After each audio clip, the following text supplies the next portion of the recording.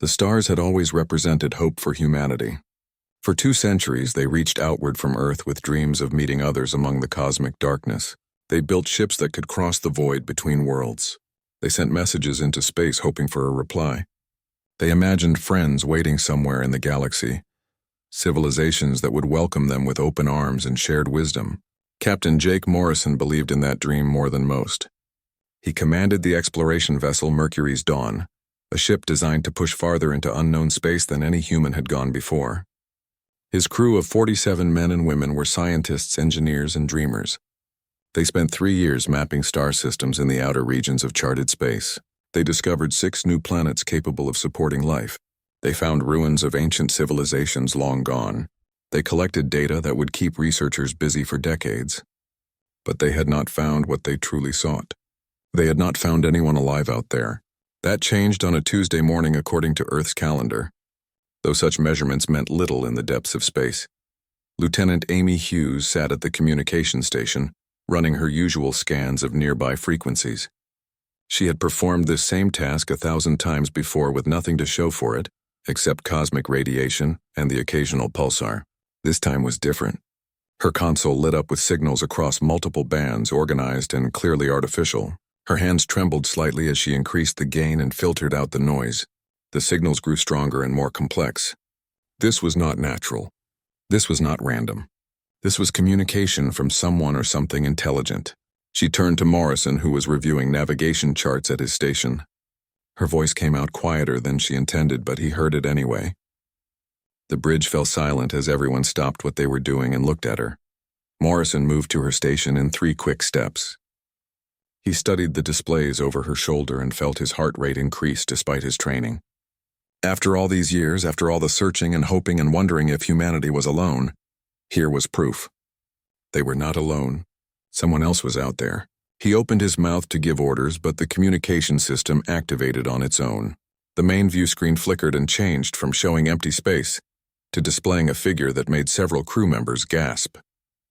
The being on the screen stood nearly 8 feet tall with scaled skin that shifted between green and bronze.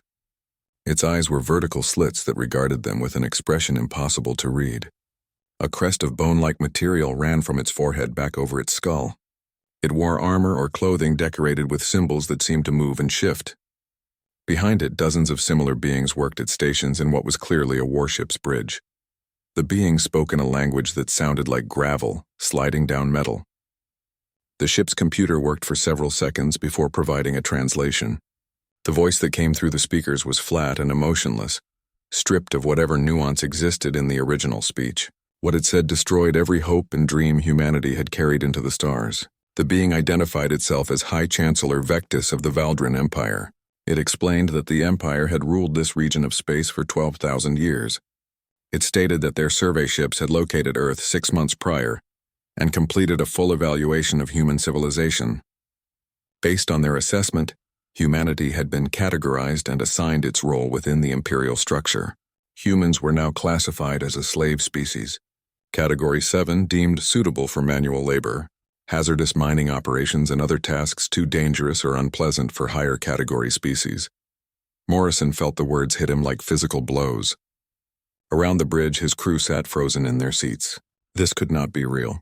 This could not be happening. First contact was supposed to be humanity's greatest moment, the beginning of a new age of cooperation and learning. Instead, they had found masters who viewed them as property. Vectis continued speaking as if discussing nothing more important than a shipping schedule. All human settlements would be required to submit within 30 solar cycles. Resistance would be met with overwhelming force and result in planetary sterilization. Humanity's military capabilities had been evaluated and found insignificant. Their technology was primitive compared to imperial standards. Compliance was not optional. It was inevitable. The Empire had processed thousands of species over its long history. Humans would adapt to their new role or they would cease to exist. The choice was theirs, but the outcome would be the same either way. The transmission ended abruptly. The view screen returned to showing empty space as if nothing had happened. For a long moment, nobody on the bridge moved or spoke. Amy Hughes broke the silence with a sound that was half laugh and half sob. She looked at Morrison with eyes that begged him to tell her this was some kind of mistake or misunderstanding. He wished he could. Instead, he straightened his shoulders and let his training take over. Emotions could wait. Right now, Earth needed to know what was coming. He ordered Amy to transmit everything they had just received directly to Fleet Command on Earth, using their quantum relay. He told the navigation officer to plot a course back to human space at maximum speed. He informed the crew that they would reach Earth in 40 days, but their message would arrive in seconds. What happened next would be decided by people with more authority, and hopefully more wisdom than he possessed. The message reached Earth within moments, and caused immediate chaos. Admiral Richard Carter received it first at Fleet Command headquarters. He watched the recording 3 times trying to find some angle he had missed or some way to interpret it that was less catastrophic. There was none. He forwarded it to every military leader, every government official, and every scientist who might have relevant input. Within an hour, the president had been woken and briefed. Within 3 hours, emergency sessions began in every major government on Earth. The United Nations Security Council held a closed meeting that lasted 16 hours straight. Military commanders dug out contingency plans that had been considered too paranoid to ever use. Scientists were pulled from their research and told to weaponize anything and everything they understood. The debates that followed were intense and sometimes desperate. Some argued for attempting diplomacy and trying to negotiate with the Valdrin. Others pointed out that Vectis had not come to negotiate. He had come to inform them of a decision already made. Some suggested hiding or evacuating to distant colonies. Others noted that the Valdrin had already found Earth, and running would only delay the inevitable. Some even argued for submission, claiming that survival as slaves was better than extinction. Those voices were quickly shouted down by others who insisted that a life on your knees was no life at all. In the end, the decision was surprisingly unanimous. Humanity would not kneel. Humanity would not beg. Humanity would not surrender its freedom to an empire that viewed them as livestock. If the Valdrin wanted Earth, they would have to take it by force. And humanity would make them pay for every inch in blood and fire. The work began immediately. Every factory on Earth and its colonies retooled for war production. Every scientist focused on weapons development. Every engineer worked on defenses. Every able-bodied person trained for combat or supported those who did. Shipyards that had been building exploration vessels started constructing warships. Research facilities that had been studying abstract physics turned their attention to destructive applications. Mining operations that had been carefully sustainable began extracting resources at rates that would have caused outrage a month earlier. None of that mattered now. The only thing that mattered was survival. Humanity had 30 days to prepare for a war against an empire that had crushed civilizations for 12,000 years. 30 days to build weapons and train soldiers and pray it would be enough. 30 days before the Valdrin arrived expecting easy prey, they would get something else entirely. The Valdrin Armada emerged from hyperspace exactly 30 days after Vectis had delivered his ultimatum. 200 warships materialized in formation just beyond the orbit of Mars, each vessel stretching over 1 kilometer in length. Their hulls gleamed with the dark alloy that had protected them through countless battles across 12 millennia. Weapon ports glowed with contained plasma ready to be unleashed. Shield generators hummed at standby power waiting for activation. Fleet Commander Xanthor sat in his command throne aboard the lead battleship and surveyed the primitive system before him with satisfaction. He had overseen 43 subjugation operations during his career, and this would be the easiest by far. The humans had been given the customary 30 days to surrender peacefully, but their silence suggested they would choose the hard way. That was fine with him. His crews needed combat experience, and this would be good practice. He expected perhaps a few desperate attacks from chemical rockets or primitive kinetic weapons before the inevitable collapse. Then would come the landing operations and processing of the population. Standard procedure that his forces could perform in their sleep.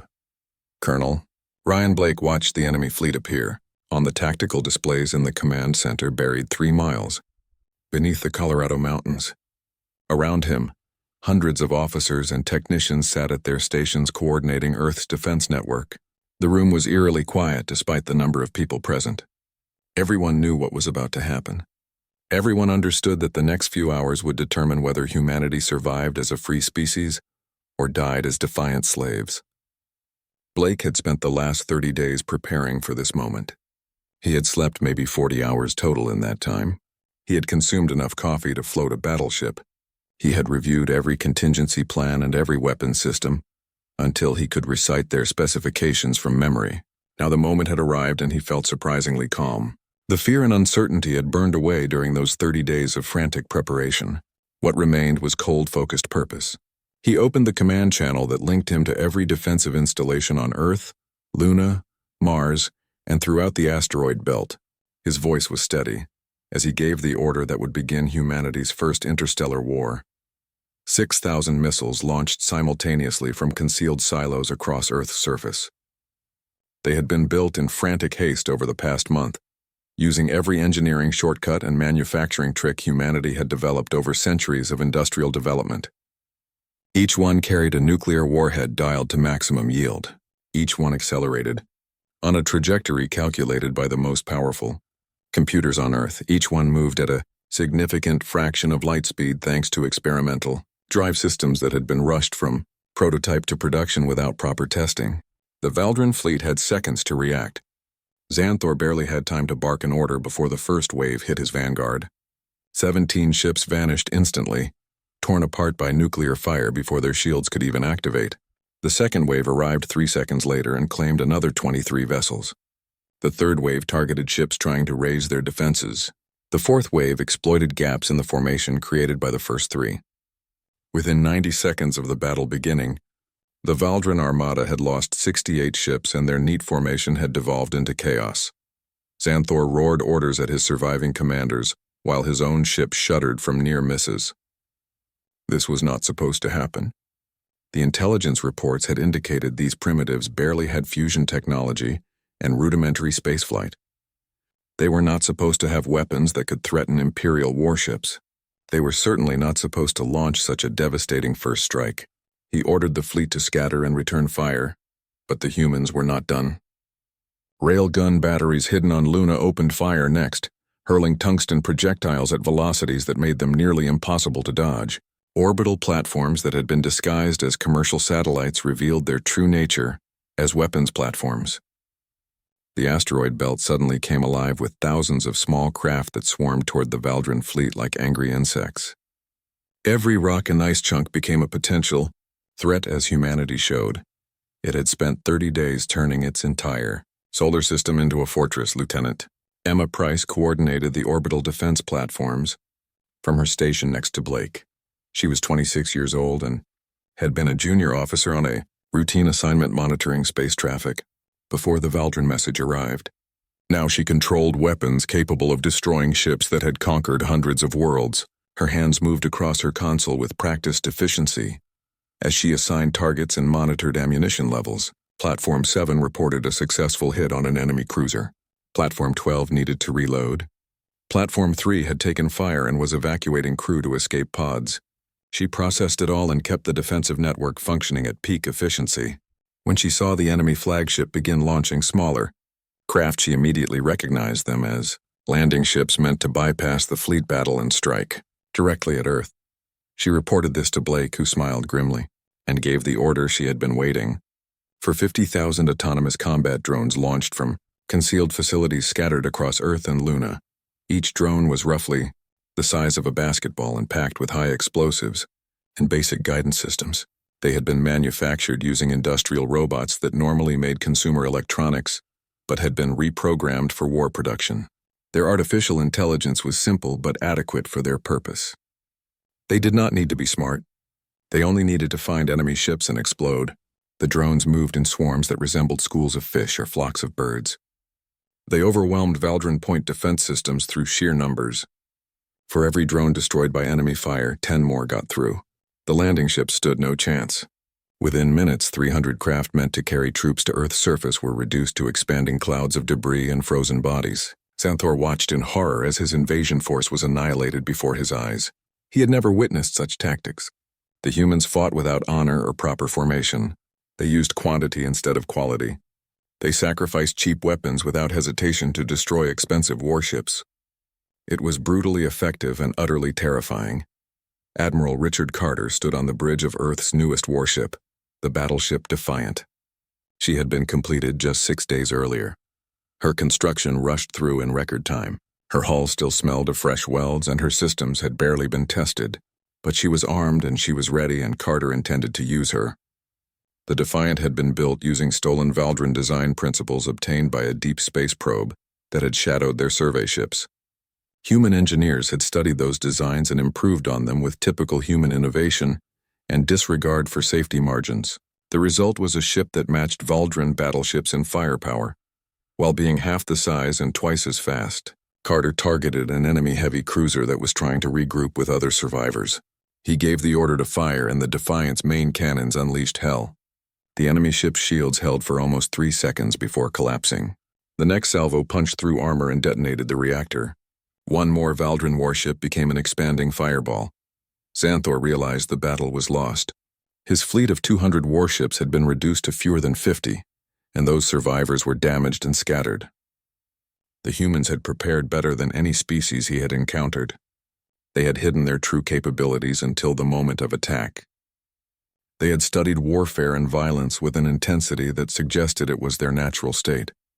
He gave the order to retreat, knowing his career was over, but hoping to at least save some of his ships. The survivors turned and fled toward the hyperspace jump point, while human forces pursued and destroyed another 7 vessels. Of the mighty armada that had arrived to conquer a primitive world, only 43 ships made it out of the Sol system. Xanthor sent one final message to the Imperial capital before jumping to hyperspace. He warned them that Earth was not what the surveys had indicated. He told them to send everything they had because this species would not be conquered easily. He recommended planetary bombardment from safe distance rather than occupation. Then he fled into hyperspace carrying the news that would shake the Empire to its core. Blake watched the last enemy signatures disappear from the tactical display. Around him in the command center, people began to cheer and embrace. They had done it. They had driven off an Imperial fleet. Earth still stood free, but Blake did not join the celebration. He knew this was just the beginning. The Valdran would return with greater numbers, and they would be prepared this time. Humanity had won the first battle, but the war was far from over. He looked at the damage reports scrolling across his screens. 36,000 dead in the orbital platforms and defense stations. Luna Base 7 completely destroyed. Mars Colony reporting heavy damage to their southern settlements. The price had been high, but they had proven something important. Humanity could fight and win against an ancient empire.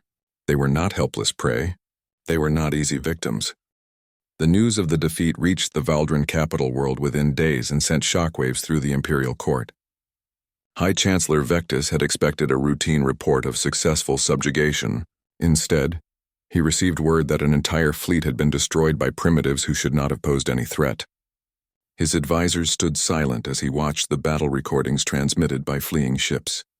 The recording showed weapons and tactics that should have been beyond human capabilities. They showed a level of preparation and coordination that suggested these creatures had somehow known the attack was coming and used every moment to prepare. Vectis crushed the armrest of his throne with one clawed hand. The Empire had ruled for 12,000 years without such humiliation. No species had ever inflicted such losses on a Valdran fleet. The insult could not stand.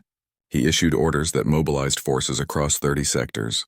A grand armada would be assembled, the largest military deployment in recent Imperial history. 3,000 warships would converge on Earth. Planet-killer vessels would be brought from deep storage. Enough firepower to crack worlds would be focused on one insignificant blue planet. Humanity would be erased as an example to any other species that might consider resistance. Captain Lisa Chen commanded the stealth ship Shadowrunner from a chair that had been installed just 3 weeks earlier. Her vessel was one of 50 such ships that had been rushed into production using technology humanity had barely tested.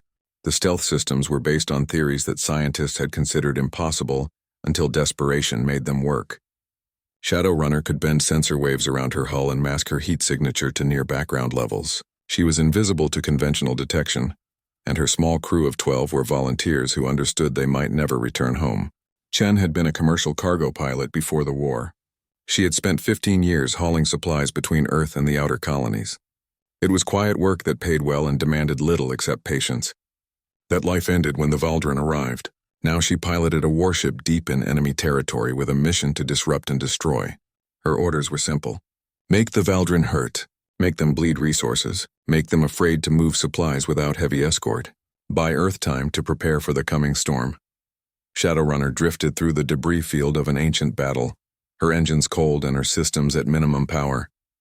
Chen watched her sensors as a Valdran supply convoy passed within 10,000 kilometers.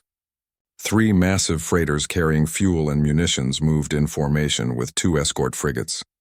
Standard Imperial procedure called for minimal escorts on supply runs in secure territory.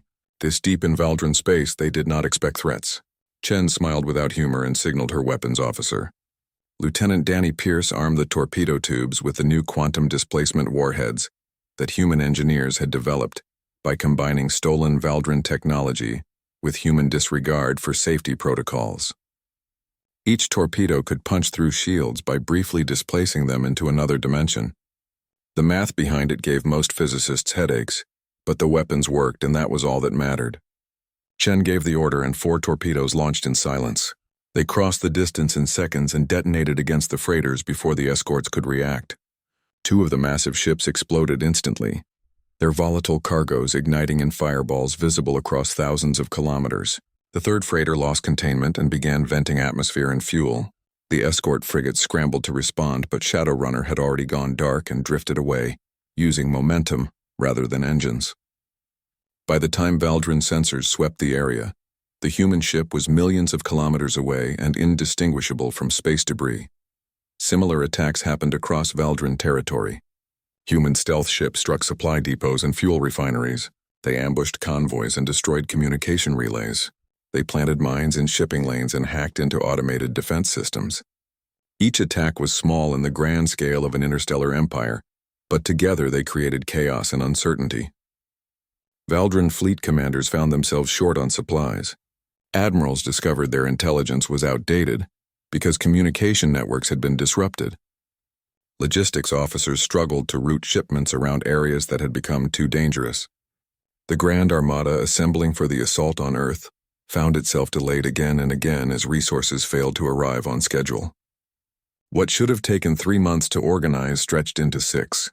Every day of delay gave Earth more time to fortify and prepare. Dr. Nathan Cross worked in a laboratory carved deep beneath the surface of Luna, where radiation shielding and distance from Earth provided security. He led a team of 300 scientists working on the quantum entanglement communication network that would give humanity its greatest advantage. The concept was simple, even if the execution was nightmarishly complex. Every human ship, weapon platform, and command center would be linked through quantum-entangled particles that allowed instantaneous communication, regardless of distance. Orders could be transmitted across the entire Sol system with 0 lag. Sensor data could be shared in real time. Every element of Earth's defense would act as one coordinated organism, rather than separate units struggling to communicate across light minutes of distance. The Valdran had never developed such technology despite their age. Their empire was bound by the speed of light, which meant their fleets operated with delays and gaps in communication. Human forces would have perfect coordination, and that edge might make the difference between survival and extinction. Nathan had not slept more than 4 hours in any single period for the past 6 months. He consumed stimulants that would probably shorten his lifespan by years. He pushed his team beyond reasonable limits and accepted no excuses for failure. The network had to be operational before the Valdran Armada arrived. Everything depended on it. When the final connections were made and the system came online, he allowed himself 30 seconds of celebration before beginning stress tests. The network performed beyond specifications. Communication was instantaneous across the system. Data transfer rates exceeded predictions. Redundancy systems ensured that damage to any single node would not collapse the entire network. Nathan transmitted his report to Admiral Carter and allowed himself to collapse into his chair for a brief rest. They had done it. Humanity now possessed a technological advantage over an empire that was 12,000 years old. The irony was not lost on him, that desperation had driven more innovation in 6 months than the previous century of peaceful research. The Valdran Armada finally assembled in orbit around their staging world. 3,000 warships representing the might of an empire that had conquered hundreds of species. The smallest vessels were heavy frigates twice the size of Earth's largest battleships. The largest were planet killers that massed as much as asteroids and mounted weapons capable of boiling away oceans. Fleet Marshal Crater commanded the armada from his flagship Inevitable Dominion. He was old even by Valdran standards, and had overseen campaigns against 17 different species during his career. None had survived to threaten the Empire again. He studied the intelligence reports about Earth with growing interest. These humans were resourceful and dangerous, but ultimately doomed. No single world could stand against the armada he commanded. The fleet would jump directly into Earth's system in overwhelming force. They would establish control of orbital space within hours. Planet killers would threaten the surface and force surrender. Any resistance would be crushed with such brutality that humans would beg to become slaves rather than face extinction. It was a proven strategy that had worked countless times before. Admiral Carter stood in the command center on Earth and received the final reports from his intelligence network. The Valdran were coming. 3,000 ships, enough firepower to destroy entire star systems. Expected arrival in 72 hours. He looked around at the faces of the men and women who would coordinate humanity's defense. They looked tired and scared and determined. The past 6 months had transformed Earth into something unprecedented. Every resource had been devoted to survival. The orbital space around Earth and Luna bristled with weapons platforms, minefields, and autonomous defense systems. Mars had been fortified into a fallback position with enough supplies to sustain millions if Earth fell. The asteroid belt had been converted into a network of hidden bases and weapon emplacements. Human ships both large and small waited in formation, their crews trained to a razor's edge. The quantum network linked everything together into a single coordinated defense. Carter knew the odds were against them. 3,000 enemy ships against perhaps 500 human vessels and orbital defenses. But humanity had advantages the Valdran did not anticipate. They had desperation and innovation. They had perfect coordination through the quantum network. They had 6 months of preparation focused solely on one objective. They had a population united in determination to remain free. Carter opened a channel that broadcast to every human military installation in the Sol system. The Valdran armada arrived in Earth's system like a storm of metal and fury.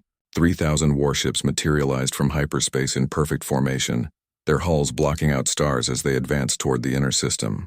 Fleet Marshal Crater sat in his command throne and allowed himself a moment of satisfaction.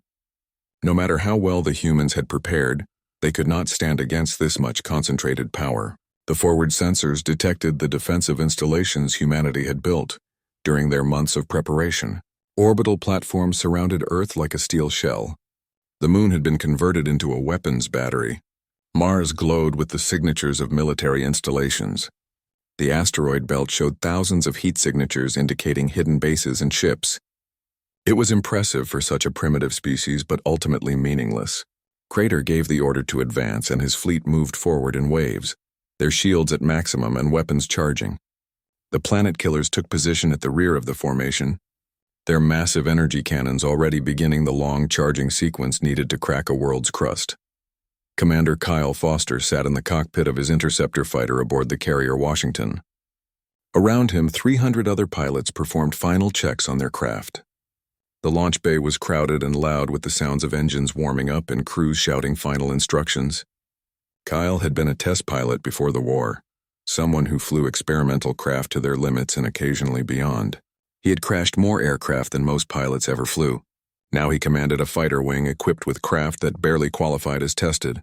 The interceptors were fast and maneuverable, but their armor was minimal, and their life support systems had a disturbing tendency to fail at random intervals. Human engineers had focused on making them deadly rather than safe. Kyle appreciated the priorities even if he knew his chances of surviving the coming battle were poor. The tactical display in his helmet showed the Valdran fleet advancing like a metal wall. 3,000 ships against 500 human vessels and whatever the orbital defenses could contribute. The odds were terrible, but Kyle had never been one to back down from a challenge. The launch order came through and Kyle's fighter catapulted from the carrier deck into open space. 300 interceptors from the Washington joined thousands of others launching from carriers positioned throughout the system. The human fleet had adopted swarm tactics based on the simple reality that their individual ships could not match Valdran warships in direct combat. Instead, they would attack in coordinated groups using the quantum network to achieve perfect timing. Kyle's tactical display lit up with friendly signatures all around him. Every ship's position and vector displayed in real time thanks to the network.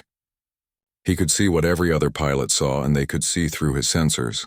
It was like having 3,000 pairs of eyes all working together. The Valdrin had nothing comparable. Their fleet relied on traditional communication with lightspeed delays, and commanders making decisions based on information that was already outdated.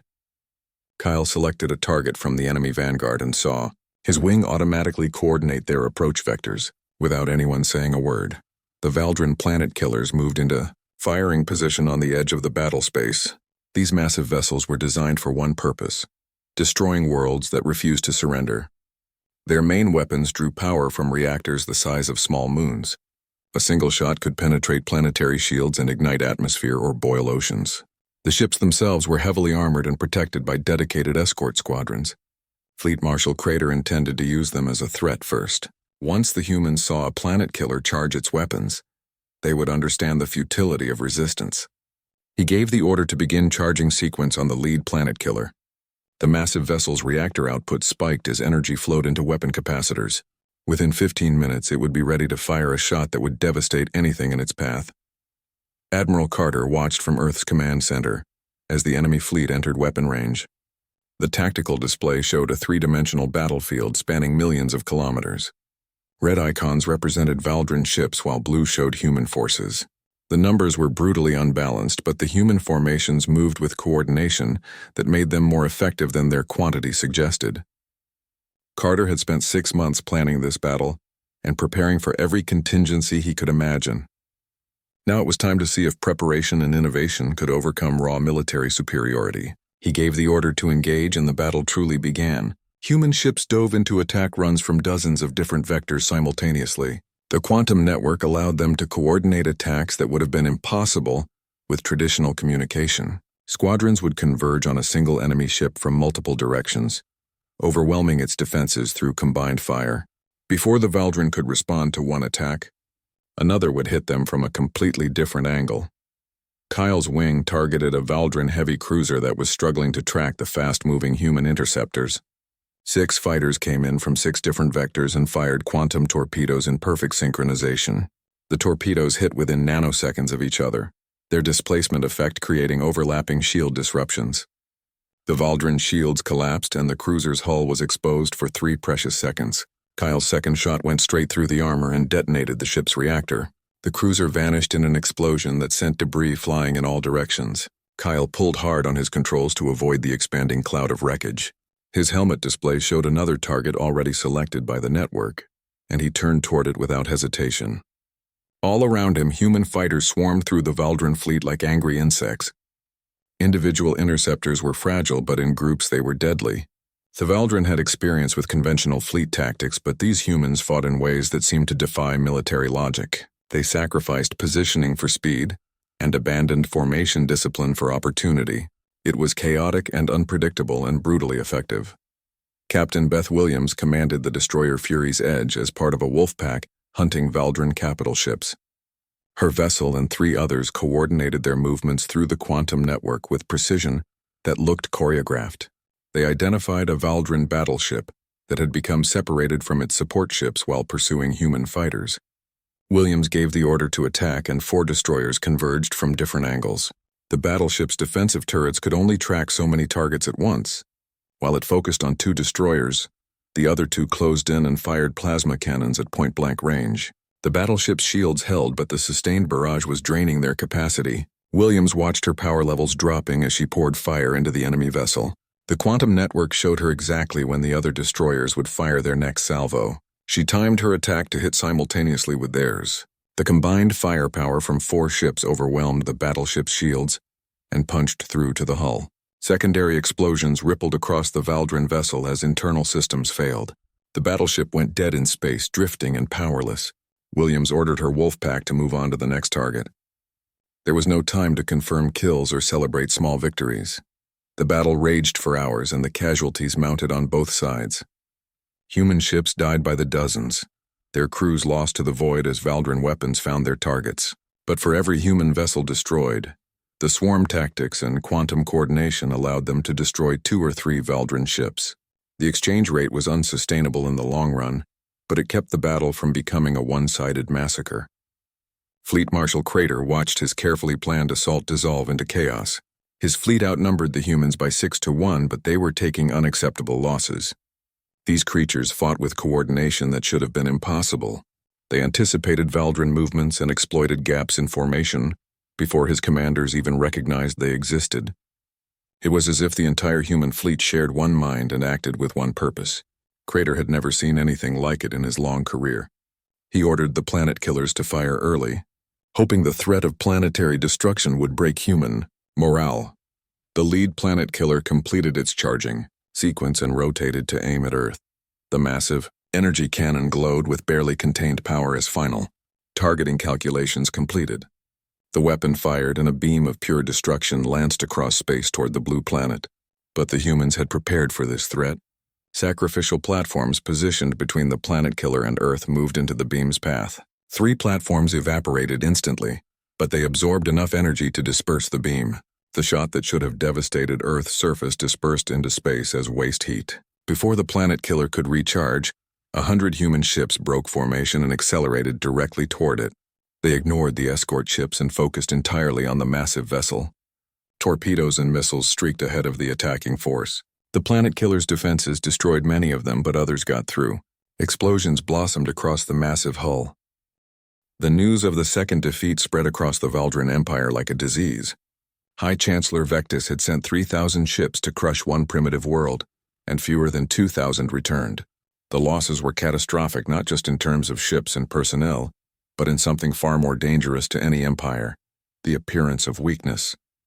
Within weeks, reports began flooding in from across Imperial territory. Subject species that had served the Valdrin for centuries were questioning orders. Garrison commanders reported unrest and minor acts of sabotage. Trade routes that had operated smoothly for generations suddenly experienced disruptions. The iron grip of the Empire was loosening, and Vectis knew that once subjugated species sensed weakness, rebellion would follow. He sat in his throne room and contemplated options that all led to unpleasant outcomes. He could send another fleet to Earth, but there was no guarantee of success, and another defeat would shatter what remained of Imperial authority. He could abandon the Earth situation and focus on maintaining control of existing territory, but that would be admission of defeat. He could attempt negotiation, but the Empire had never negotiated with species it considered inferior, and starting now would undermine 12,000 years of Imperial doctrine. The decision was made for him when the Kryn collective declared independence. The Kryn had been Valdrin subjects for 3,000 years, a species of insectoid engineers who maintained much of the Empire's industrial infrastructure. Their homeworld was heavily industrialized and supported a population of billions. When they stopped sending tribute and expelled Valdrin overseers, it sent shockwaves through the Empire. Vectis dispatched a fleet to bring them back into compliance, but the Kryn had been preparing. They had weapons that Valdrin intelligence did not know about. They had defensive systems that should not have existed. When questioned, Kryn leaders admitted that human advisors had been sharing technology and tactical information for months. Humanity had been waging a secret war across Valdrin space, not with ships and weapons, but with information and assistance to anyone willing to resist. The Kryn rebellion succeeded, and within days, 6 other species declared independence. The Valdrin Empire began to crumble from within. Captain Jake Morrison stood on the bridge of Mercury's dawn and felt a strange sense of symmetry. His ship had received the first message from the Valdrin announcing humanity's enslavement. Now he commanded a task force bringing liberation to species that had suffered under Imperial rule for centuries. His orders were to assist rebellions, provide military training, and share technology that would allow former subjects to defend their newfound freedom. It was work that felt more aligned with humanity's original dreams of reaching the stars. They had wanted to meet other species and exchange knowledge. The fact that the knowledge now included weapons design and guerrilla tactics was unfortunate, but necessary. Morrison had seen too much suffering on worlds he had visited, species broken by generations of servitude, populations stripped of hope and dignity. Helping them reclaim their freedom felt like redemption for all the violence humanity had been forced to commit. Ambassador Nicole Hayes represented Earth at the first meeting of what would become the Coalition of Free Worlds. 60 species sent representatives to a neutral station in formerly contested space. The gathering was chaotic, with dozens of languages and cultural practices that sometimes conflicted. But there was unity in their shared experience of oppression and their determination to ensure it never happened again. Hayes stood before the assembly and spoke words that had been carefully prepared by diplomats and politicians back on Earth. She talked about freedom and cooperation. She emphasized that humanity sought partners, not subjects. She proposed a mutual defense pact and technology sharing agreement that would benefit all members equally. The speech was well received, but Hayes knew the real work would happen in private negotiations and committee meetings over the coming months. Building a coalition from dozens of species with different needs and priorities would be difficult. But it was necessary if they wanted to prevent another empire from rising to replace the Valdren. On the Valdren homeworld, the imperial government collapsed in a series of coups and counter-coups, as different factions blamed each other for the catastrophic failures. Vectis was assassinated by his own guards, who then fought among themselves for control. The military fractured into competing warlords. Civilian populations rioted as supply chains broke down. Within 6 months of the Second Battle of Earth, the Valdren Empire effectively ceased to exist as a unified entity. What remained were scattered worlds governed by local strongmen, refugee fleets searching for safe harbor, and a broken people trying to understand how their eternal empire had fallen so quickly. Some blamed the humans for corrupting the natural order. Others blamed Vectis for provoking a war that should have been avoided. A few recognized that the empire had been rotting from within for centuries, and humanity had merely provided the final push that toppled an already failing structure. Commander Ryan Blake led coalition forces in the liberation of the former Valdren capital world. The operation was more police action than military campaign. There was scattered resistance from die-hard Imperial loyalists, but most Valdren civilians simply wanted peace and stability after months of chaos. Blake walked through the ruins of the Imperial Palace and reflected on the strange journey that had brought him here. 2 years ago, he had been a mid-level officer in a military that existed primarily for show. Earth had not fought a major war in over a century, and most people believed they never would again. Then the Valdren arrived with their decree of enslavement, and everything changed. Blake had helped coordinate Earth's defense and witnessed humanity's capacity for violence when survival was at stake. Now he stood in the throne room of an empire that had ruled for 12,000 years and felt no triumph, only exhaustion and relief that the fighting was finally over. Dr. Nathan Cross addressed a gathering of scientists from 40 different species at a research station orbiting a neutral world. His quantum entanglement network had given humanity a crucial advantage during the war, but he had always intended it for peaceful purposes. Now he shared the complete technical specifications with anyone willing to learn. The network could revolutionize interstellar communication and allow true cooperation across vast distances. Some human officials had argued against sharing such valuable technology, but Cross believed that hoarding knowledge was how empires thought. If humanity wanted to build something better, they needed to start by being better. The assembled scientists listened with fascination as he explained principles that would have seemed impossible just years ago. Several species offered their own breakthroughs in exchange, creating an impromptu technology sharing session that would yield benefits for decades to come. Captain Lisa Chen and the crew of Shadowrunner finally returned home after spending over a year behind enemy lines. They had struck at Valdren supply lines and helped coordinate with rebel groups across dozens of worlds. Chen had not expected to survive the war, and returning to Earth felt surreal. The planet looked different somehow, though she could not quite identify what had changed. Perhaps it was her that had changed rather than Earth itself. She attended ceremonies honoring those who had fallen, and accepted a medal she did not feel she deserved. Thousands of others had fought just as hard, and many had not returned. The war had transformed humanity in ways both obvious and subtle. They had proven themselves capable of terrible violence when threatened, but also of remarkable compassion in helping former enemies rebuild. Chen hoped the compassion would outlast the violence in human culture. Admiral Richard Carter retired from military service 6 months after the war ended. He was 63 years old and had spent the last 2 years under constant stress that had aged him beyond those years. His doctors recommended rest, and his family insisted he finally take time for himself. Carter agreed, but found retirement difficult. He had spent his entire adult life in uniform serving something larger than himself. Civilian life felt empty by comparison. He spent his days walking along the beaches near his home and trying to process everything that had happened. The war had cost 50 million human lives and destroyed 3 cities. The victory had saved humanity from slavery, but the price had been steep. Carter attended memorial services and spoke to families who had lost loved ones. He tried to explain that their sacrifices had meaning, that humanity remained free because of what they had given. Some found comfort in his words. Others could not get past their grief. Carter understood both responses. The Coalition of Free Worlds established its headquarters on a station built at a neutral location, equidistant from the major member worlds. The station became a symbol of the new order, a place where former enemies and former subjects could meet as equals. Trade agreements were negotiated.